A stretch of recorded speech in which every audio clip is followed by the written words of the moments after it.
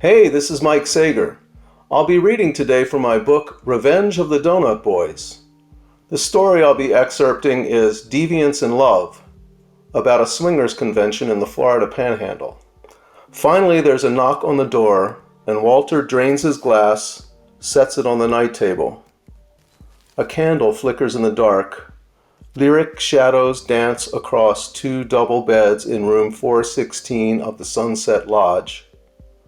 Walter breathes into his hand and sniffs. Well, he thinks, here goes anything. He drops his palms to his thighs and stands, grunting a bit, that noise a man makes when the files of personal history have begun to pile up around him. Action resigned, but not quite resolved.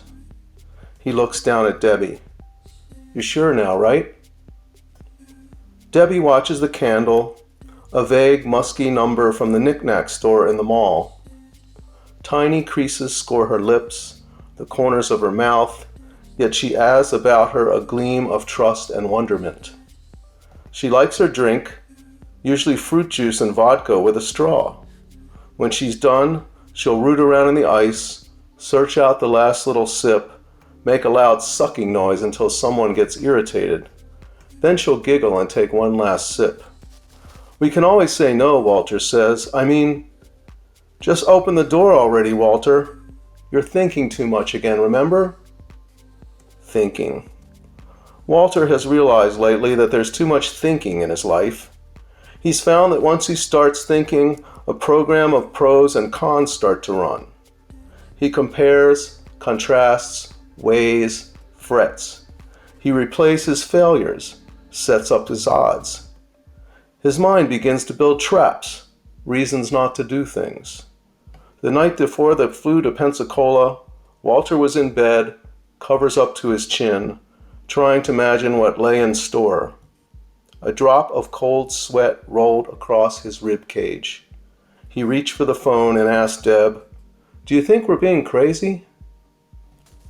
Walter was more than a little apprehensive about being with people who really had a lot of experience, who really had an open lifestyle. If he wanted, he could count on 3 fingers the number of lovers he'd had since 1977. Even he and Deb had never done it. They'd gotten naked one night and talked about AIDS. Then they fell asleep.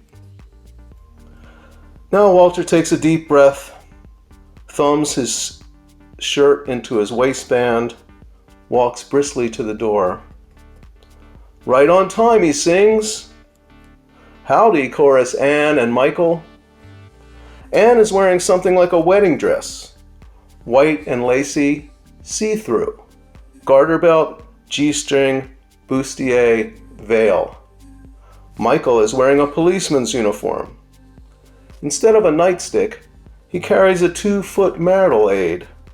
Flesh-colored, veined and rubbery, it has heads at either end. Walter looks at Debbie. Debbie looks at Walter.